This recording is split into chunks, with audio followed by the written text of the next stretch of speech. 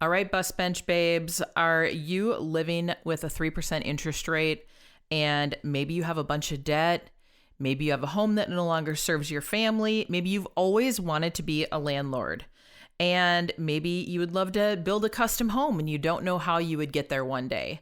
We're going to talk all about house hacking with the pro, Conor Hesch, who actually is a house hacker. And we're going to dive into all the things. Let's dive in. You're listening to the Girl Get Your Face Off a Bus Bench podcast, where we invite you to check your ego at the app, grab a cup of coffee, and get ready to dive into all things real estate marketing, social media, friendship, hardship, love, money mindset, and all the things that celebrate you as a badass boss babe. We're here to encourage you, show up for you, give you a loving kick in the pants when you need it most, and be your soft place to land on the hardest of days. So pull up a seat at our table and get ready to be inspired and start living your best life by design. Welcome to the Girl Get Your Face Off a Bus Bench podcast. We are so excited you're here. Okay, girls, let's dive in.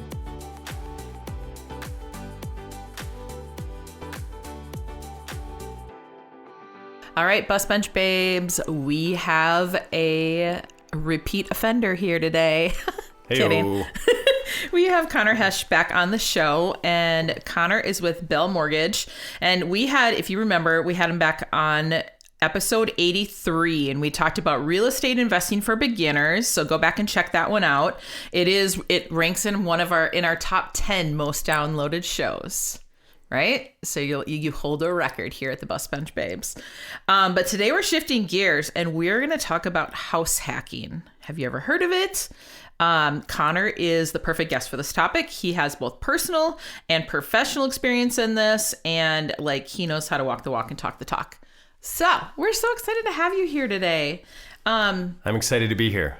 Well, tell us a little bit about yourself. Well, I've been helping people finance homes and investment properties for 19 years. I'm turning 40 here this summer, and I am doing all the things, the stretches, the working outs, and somehow I still don't feel 23. Newsflash, you're not. I was hoping for the Benjamin Button thing, but that doesn't come automatically with the Anytime Fitness membership. So. Okay, let's talk for a second about you cold plunging in your backyard, because it's a real hella cold. And Christmas weekend, you were in the lake cold plunging. Yes. How cold was it? How was the coldest? I think the coldest I've been in is a little bit below 40 degrees. That's real chilly. Yeah. And a lot of those tubs you can buy are, ranging 40 to 60 degrees or something like that. I'm too cheap for that, though. Bags of ice from the gas station or cutting a hole in the ice is sort of my method of choice. Well, there you go. Yeah. Helps with inflammation. You feel great. But let's not forget the most important part is you look cool on Instagram. It's working. It's working. Or you look crazy on Instagram, like in the lake on a 20 degrees day. But we digress. Okay, this episode's all about house hacking. Let's first define what it is. There might be people that aren't sure what it is. So let's talk about what is it, Conor? As that term's been gaining popularity, it's kind of morphed a bit. I don't know if we could narrow it down to one thing. I've heard it used so many different ways.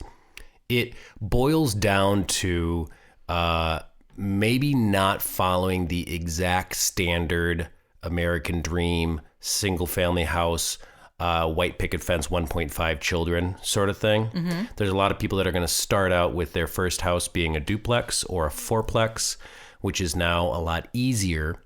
And that is maybe the hack, is the fact that you can buy these properties and legally you only have to live in there 12 months before you can move out and buy another. Mm-hmm. So if you're buying these homes as a primary residence, instead of putting 20 and 25% down payment, you can kind of acquire a nice little portfolio of rental properties, and that's how I did it. Now, a lot of the insiders will say, no, that's not house hacking. That's just buying a duplex or buying a fourplex. Some people say house hacking is taking it one step further. You buy one of these multi-units, and then if it's 2 or 3 bedrooms, you start renting rooms to friends. And that's easy if you're younger, or if you're maybe not partnered up with someone yet. It doesn't work so well if you've got a significant other, I don't think. True. And so that's what some people's definition is. Yeah. And that can be even done in a single family. I've had a lot of clients where maybe they're not finding the right duplex, or maybe they're not finding the right fourplex, or maybe they want to be a little further out from the major metropolitan areas. And, they can get a house in the burbs with 4 bedrooms and stick, 3 buddies in each one. Yeah. And then you basically live in for free. Mm-hmm. Yep. And it's a great way to sort of get ahead. And they try to say, don't buy your last house first, right? Don't, if you can resist, get the 3-4 car garage, massive trophy home on your first go, which is actually what a lot of first-time home buyers do. Yeah. And I think it's because the home feels so big of a commitment, right? Financially, mentally, emotionally, that they think they will be there forever. You never are. Never are. First one never is. I don't have my first car. Don't have my first cell phone still. Don't have your first girlfriend. Like you don't have your first anything anymore. Right. Yeah. Right. And so I think if we can get people to start small, and then they say, well, yeah, but I don't like the backyard, or the kitchen's small, all these things. I mean, I didn't even like the paint color of my first place on the outside. But there's so many things that you think are deal breakers. And then if I could have fast forwarded just 2.5 years into my life when I was already into the second home, then I would have said, geez, I don't even care that it's purple instead of blue. Because your house was making so much money. Right. So that is the house hacking. And I think the hack is the workaround from just having to do 20% down to acquire rental properties, and using real estate as a method to get ahead, build wealth, is becoming in fashion now. I love that on the last episode, or the last podcast that we had you on, you said you've bought a ton of real estate, but you've never sold anything. And I love that. Well, you're doing it right. Yeah, but I mean, for a super successful listing agent like you, that's probably the last thing you want to hear. Sell, right? Well, I mean, obviously I love to get listings. Like, don't get me wrong, with this inventory shortage, I love the listings, but I want it to make sense for my clients. Like if someone's sitting on a 3% interest rate and they've always wanted to have an investment property, hell yeah, let's turn that into a rental property, and then let's leverage that to get you into your next property. That's a really good point. I've heard people call it like the accidental landlord. Yeah. Or the too good to let go landlord. Right. And that's real. I mean, if somebody purchased a home recently, or they had one a long time, but they refinanced when rates were historically low, there's that part of them that says, I can't sell. It's too good. And those clients I work with frequently, because I'm a nerd for the landlord stuff, and I kind of show people all the tips and tricks that I do, how to list their property, how to market it, how to get the right tenants, how to screen, what to say, what not to say, how to do the showings. And that's not a book or a master class or anything I charge for. That's just me nerding out with fellow future landlords and sharing info. A lot of the things are proprietary that I thought of, and a lot of things somebody told me, right? So it's about sharing info, happy to tell others. And so that's kind of just something on the side of just trying to be a helpful mortgage advisor. So there are the clients that say, you're right, we're going to rent this out, we're going to keep it. Maybe let's pull some equity out of it first as our down payment. And that's how you leverage one home for the next home, which is what I did every time. But there's other clients that they do sell that house, right? And I also want to touch on that too, because I think sometimes once they get into this duplexing, house hacking, bigger pockets, investing, it becomes a bit of a club, bit of a lifestyle, bit of a, they can tell their friends that they're investing in real estate and stuff like that. Then they have this shame almost, or embarrassment, that they're going to sell something or let it go, sell it, or even though it's got a low rate, or even though they haven't had it that long. And they think that's failure. And I got to unpack and say, hold on. This is a vehicle. It's a tool. This is to grow your wealth. If you buy it and sell it for a profit, whether you're profiting $1 or $100,000, it worked. Yeah. And I've actually had coffees with people where they seem relieved and they needed to hear that, because it's not a failure. It doesn't have to be necessarily your identity. Like, yep, I have to live in duplexes forever, because I thought I did too. That was really part of my identity for a long time. Like the Northeast duplex guy? Yeah. Yeah. I see that. Yeah, I can get... I suppose if that's where you've lived for years and years and years, and that's where all your properties are, yeah, it makes sense. Right. And can I wear my Northeast Minneapolis hat in Wayzata and Mound and Mintrista? Hell yeah. Am I, which team am I playing for, right? But the nice thing about that is if someone wants to keep them, great. Keep going. Makes sense long term. If someone wants to sell them and it does something else for their life or allows them to open another chapter in their life, then it worked.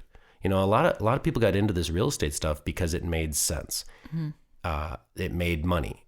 And my first duplex mentor always said, "Oh no, I'm willing to do anything else." He goes, "If you show me anything else that makes money, I'll do that." So that helped remind me that this is about finding ways to get ahead and help people get ahead. And that's where I was struggling with debt and I wanted to get ahead. This made perfect sense. I could control it. It wasn't like an NFT or something elusive. Mm-hmm. I could improve it myself. No one's inviting me to the board meetings of any companies I have stock in, right? So I can't improve that company. So this felt tangible to me. Mm-hmm. But if somebody comes along with a better product, I'm all ears, and I think it's good not to just drink the Kool-Aid to the point of being closed off to the world. Mm-hmm. So once people understand that, now they feel like suddenly, okay, I have more options. I had some clients this last year and they reached out and they're like, "Hey, we bought a duplex," and they had bought it with a family realtor, and they're like, "Now we want to sell it." And I'm like, "Well, tell me more about this." They had only owned it for a year. And they said, "It is the perfect property and it's the wrong phase of our life.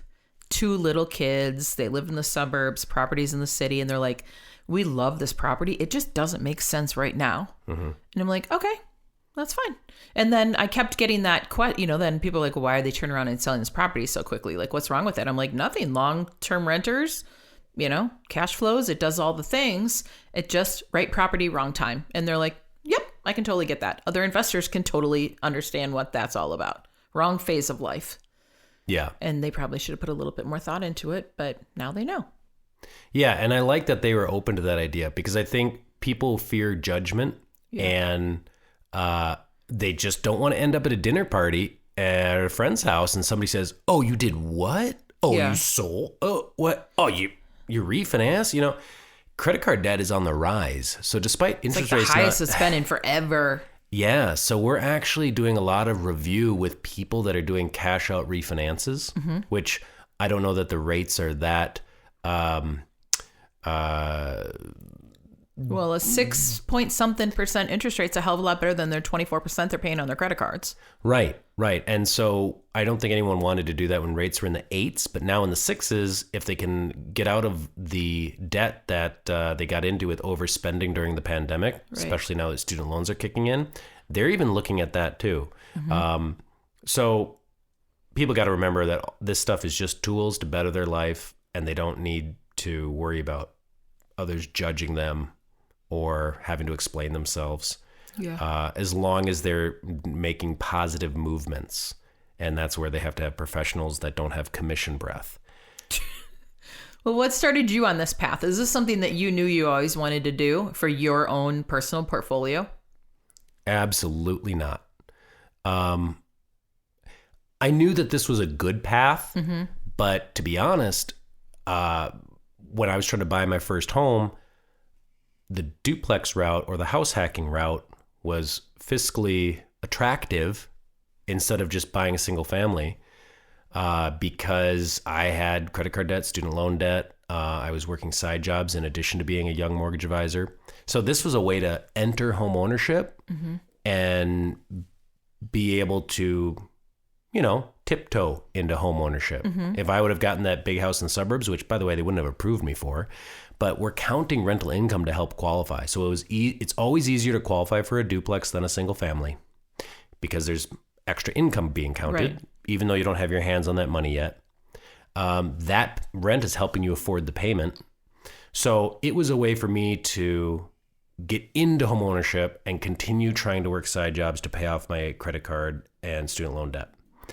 And then it was still about that to achieve that on the second one. You don't start out with net worth and assets and wealth. Typically, you start off with debt and all these different ideas in your head of different careers, jobs, college, places to move to, people to date. You're trying to figure life out. So once you find a path that works, then I just started running down that path full speed. And I'm still a very small fish in most of the investor circles that I hang out with and most of the people I know. And that's fine because it's not a race or a competition. Yeah, it's not a competition. But yeah, it's like collaborative. It took me 40 years to believe that, though.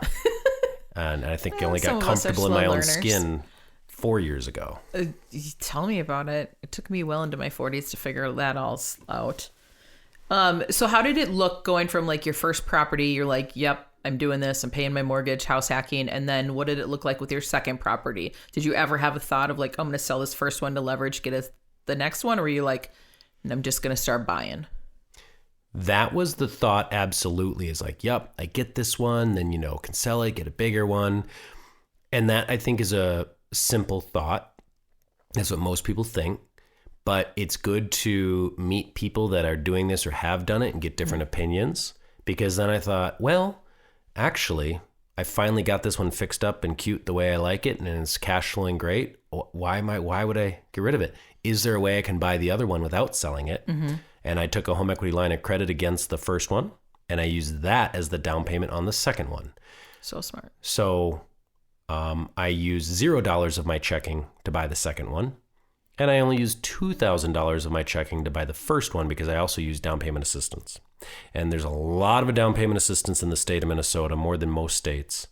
In fact, isn't there a ton of new stuff rolling out? Ton of new stuff coming. And there's even assistance for second-time buyers. That's really awesome. Yeah, so you can get one or two properties without much in your checking. And now, don't get me wrong, that might have a higher rate, but your opportunity cost is ideal because you're not coming up with a bunch of capital, a bunch of checking, savings, and assets. And then I would fix up these properties, some myself, some just paying retail price, assembling guys and contacts and contractors and so on, and then take out another line of credit. So I'm leveraging one house for the next house. Mm-hmm. And there's downsides. Your landlord and all your tenants are paying your mortgages every month. Yep. And there's downsides to leveraging. It'd be great if I could just resave all the money in my savings account. But if you want to grow a forest of wealth, are you going to plant one tree and wait till it grows to maturity before you plant the next seed? Or are you going to plant 10 seeds at once? Mm-hmm. And if I could go back in time, I would have done everything I did except multiplied it by 20. 10x'd it, 20x'd it. I would have 10x'd it. Yeah. The problem is the reason why you want to scale slowly is there's only so much bandwidth and brain cells floating around in my male brain. That's one. And you shouldn't lose touch with your friends and your family and your hobbies. You should try to maintain balance. And I don't do balance. I do binge or purge. So I'm giving advice to anyone who's listening. I've seen you at brunch. I know. So good though. So good. But the other reason that you want to scale slowly is because this is not a get rich quick scheme. This is a get rich slow scheme. Mm-hmm. And you need to provide value to the people that are renting from you. I need to make sure that when something breaks, I had the money and the time to fix it. Mm-hmm. If something was gross and I wouldn't live there, then I'm not going to rent it out to somebody else. Mm-hmm. I don't like slumlords. I take pride in it. I took pride in my neighborhood. I loved where I lived. I loved my neighbors. You wouldn't want to do that. Do your neighbors dirty by just renting it to any old buddy. Yeah, and not taking care of your property. Exactly. And then if you get someone that's great and paying rent, I just don't like marginalizing people and taking advantage and, having, if things work out for you and you're able to do this and you're in that position, your tenant might be a very nice person who just hasn't had the same breaks you've had. Mm-hmm. And so that doesn't mean they deserve less quality, especially for the rent they're paying. Mm-hmm. So I never had any problems with my conscience because I always took pride in my spaces. And then that worked out in the long run because then I've never had somebody not pay. I've never had an eviction. I've never had someone, not pay during the eviction moratorium and COVID. I have so little turnover. I have so little vacancy because they're nice. Because you're a great landlord. Yeah, and I'm sure other landlords can make a little bit more by upping the rent every year and as much as they can, but then they also deal with a lot more vacancy and turnover. Mm-hmm. So you got to pick your vibe. Yeah. Well, so some of the big objections that we're seeing right now is like sellers have really low interest rates they don't really want to part with. And a lot of homeowners are sitting in homes that just simply don't serve them anymore. They bought a home during COVID and now they're busting at the seams. There's a lot of homeowners that have consumer debt. We talked about that a couple minutes ago with really high interest rates. But if somebody wants to start an investment portfolio, like where do they start? Like how do you even get in the game? Well, it's easy. There's no one size fits all type answer either. Well, I'm just thinking, it's easy to say, well, of course it was easier then because rates were lower, prices were lower, houses were cheaper. But it's so funny because people say that to me. I said that to the people who bought before I did. Mm-hmm. So I think at every step of the game, in every era, someone's saying, well, yeah, it was easier when you started. And once you can get out of that negative self-talk and just start, you're still going to be net ahead. Because when you're looking at these properties, hearing a lot of people say, well, it doesn't cash flow much or at all. So sure, don't do it if it's not a good deal. But if it's a beautiful house that doesn't need a ton of work, you have to take that into account. Also, a lot of these people on their cash flow analyses, they're not remembering that the tenant is helping you pay your mortgage down. Mm-hmm. They're not including that principal pay down in the debt service. Mm-hmm. And that should be part of your cash flow analysis because that's real. Yeah. So debt's getting paid down plus your property is appreciating every year too. Absolutely. So many ways you're making money. So step one is attitude, right? And maybe step 0 is find a mentor. Find a mentor. I had a very patient mentor that would let me ask him all these questions and disagree with him and, be scared and be pessimistic. And he listened. And find a mentor, change your attitude, be choosy, be afraid to walk away. But then if you're going to do it, be all in. Don't do it half-assed. Lastly, think of lifestyle. There's many, many ways to make money in real estate. It doesn't have to be multi-units and cash flow. Sometimes it can just be appreciation. Mm-hmm. If Beth's team finds a great deal for someone and a single family that is underpriced and they sell it for a profit 3 years later, that is a victory. It doesn't have to be this sort of like landlord only model mm-hmm. for a profit. What if you want an Airbnb? Well, it's got to be popular. It's got to be cool. There's a saturation right now, so you can't just throw up an Airbnb in anything without, mm-hmm. You need more than just a Keurig and a rug. Oh God, it needs to be real sexy right now in order to grab anyone's attention. Absolutely. It's got to be like Instagrammable essentially, and you have to have a name for your house and all those things. Yes. Yeah. Yes. And shout out to my friend Wally, who's got the dollhouse in Northeast Minneapolis. That one is also all those things for an Airbnb. And, but essentially you can do a cabin or a vacation home with 10% down. Mm-hmm. So it could be a condo in Florida, a townhome in Scottsdale, a cabin up in northern Minnesota. And that's a way where maybe you can get some enjoyment out of it with your family, and then you Airbnb it, VRBO it when you're not there. So that's also a method. If you're like, well, shoot, I want to invest in real estate, but I'm 33, I'm married with kids. I only found Beth's podcast yesterday. You're like, I don't want to live in a duplex with my buddies and my kids. It's too late. It's too that ship late sailed. to go back in time. Right. And that's okay. You don't have to start the way I did. You could also pool together and buy a commercial building. I've done that a couple times with friends. I'm lucky that I get to meet a lot of people. I was always scared to partner up because, you know, those group projects in high school you get stuck with doing everyone's work. So I was scared to partner up. I had created all these thoughts in my head that would all the different ways the partnership could go south. And guess what? They've been great, and they never have. You're splitting the work. Many hands makes for light work, right? So you could be a 30-year-old or a 50-year-old. Doesn't matter gender. You could say, wow, I like where Beth's head's at. I like this. This Conor guy seems okay. And hey, I'm going to start investing in real estate, but I'm in my single family home. Well, you can buy that Airbnb. You can, there is now a way through Family Opportunity, like it's a kind of a rental loophole if you need to buy a home for an elderly parent. That's a really cool thing right now because you could be making money on real estate and your family member housing has for a your great family. place to live. Yep. You also have the 15% down option to buy a single family rental. A lot of people think it's 20% down. We're actually 15. You can. It's a secret sauce of Bell. Yeah. And you know what? You can even go commercial and pool money with a bunch of friends and buy it as a joint venture with some waterfall structures in place, which is an extra profit margin for you. Or, even look at seller financing where the owner of the building helps float you the down payment. So when there is a will, there is definitely a way in real estate in Minnesota.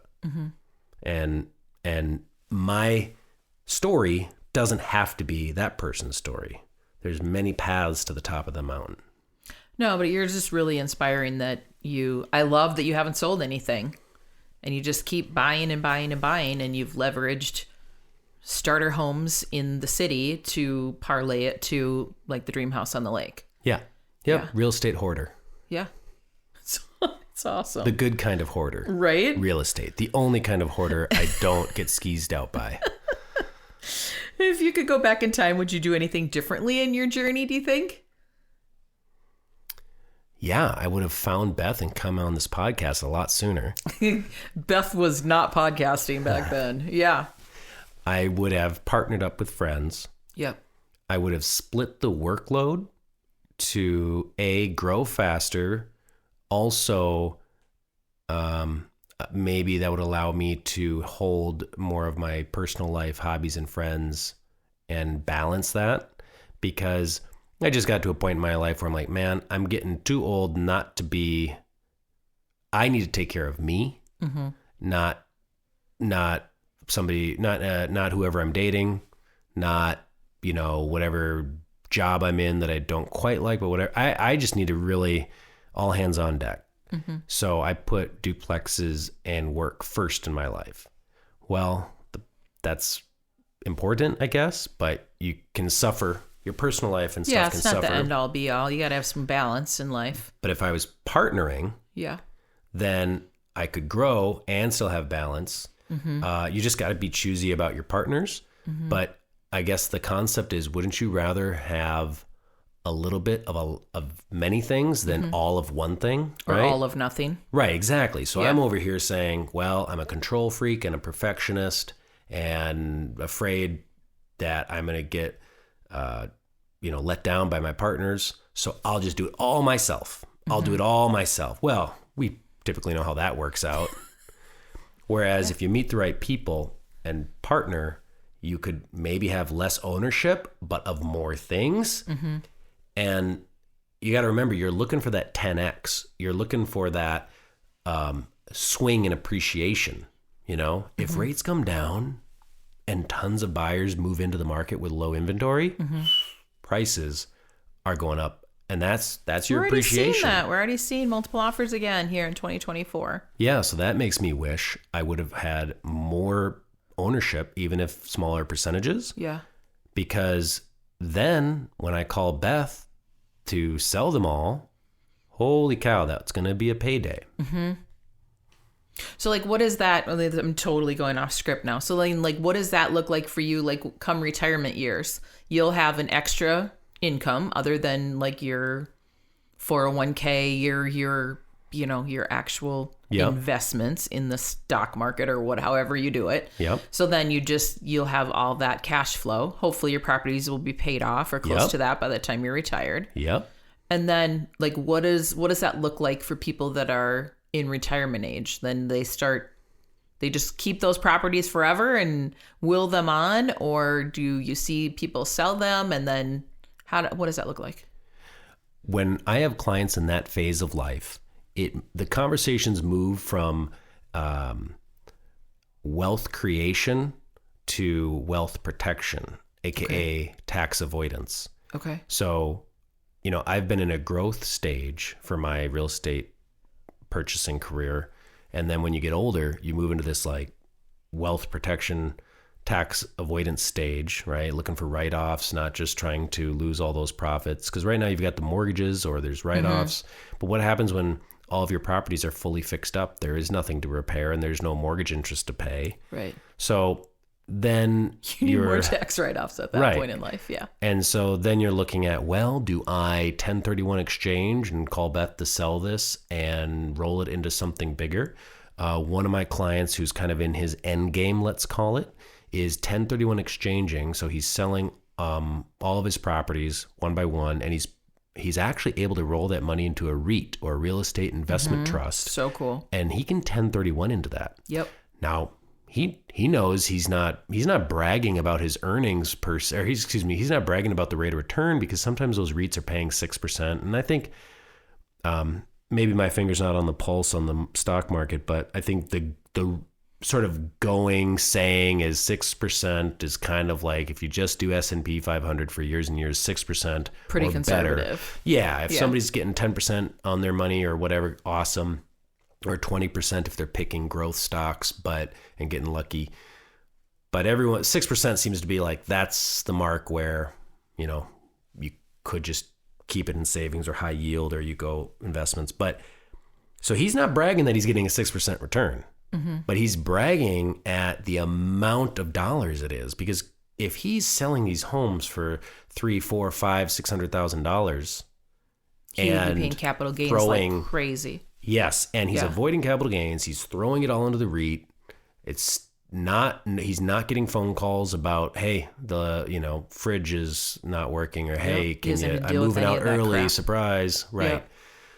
And so it's still creating income. And then another idea is possibly using opportunity zones, which at the moment is one of the very few, if not only, way to just bypass the capital gain problem, the capital gain at all. It's new, and it's interesting, and so I could touch on that. But in any case, if we talk end game, you got to pay the piper at some point. Mm-hmm.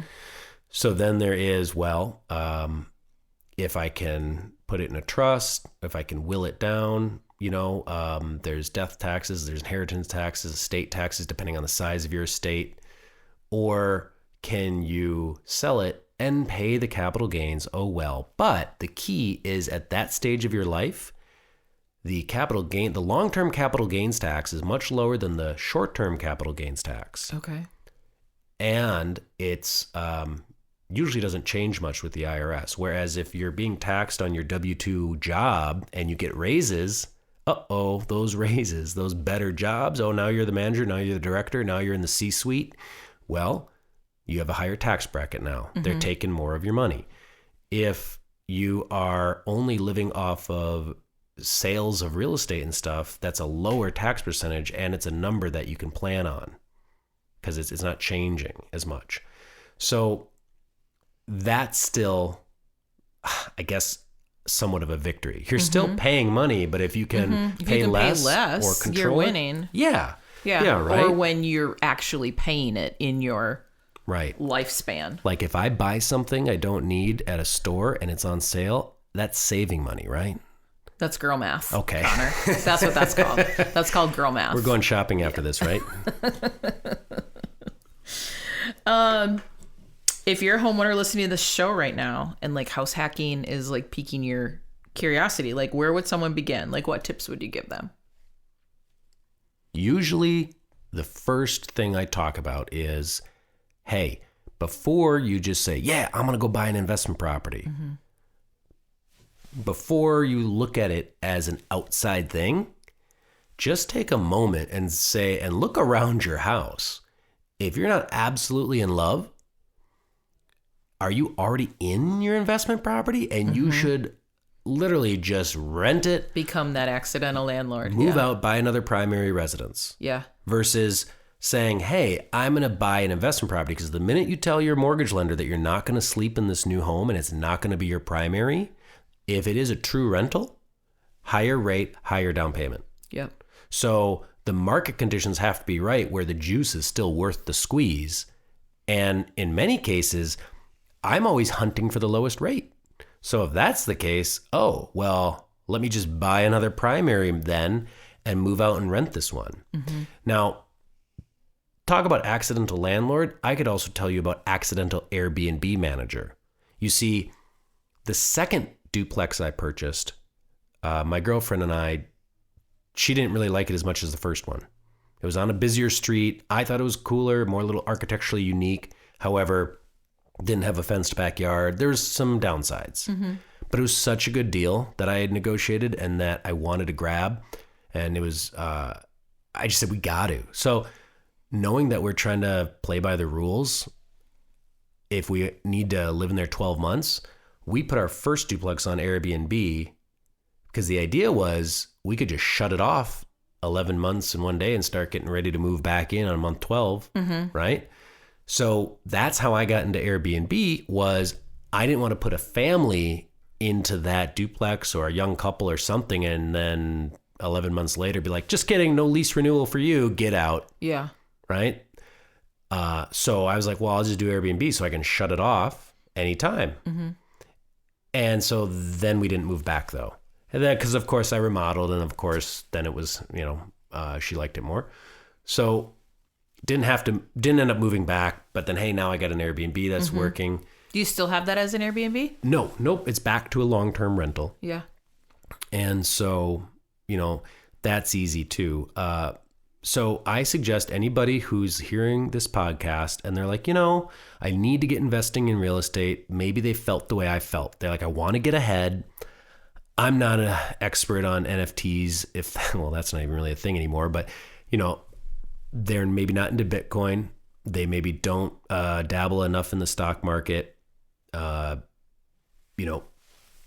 They aren't maybe just flipping things on Facebook Marketplace. You buy an old dresser, you get the stain removed and you my God, sell so it. much work. Yeah. You're like, and I made $100. Oh my God. How long did that take you? 2 weekends. Yeah. Nope. Every weekend in February. So they might be feeling the way I felt, where I was like, ooh, I need to invest. I need to get ahead. How do I do it that I won't just be like, well, shoot, I lost all my money. Mm-hmm.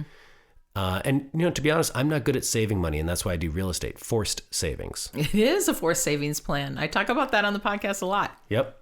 So if they're feeling that way, if you're out there, I would say first thing is look around your house. If you're not absolutely in love, if you're not limited by a school district or some sort of proximity to work or something, call Beth, go out and look for a new primary home. Doesn't have to be gigantic.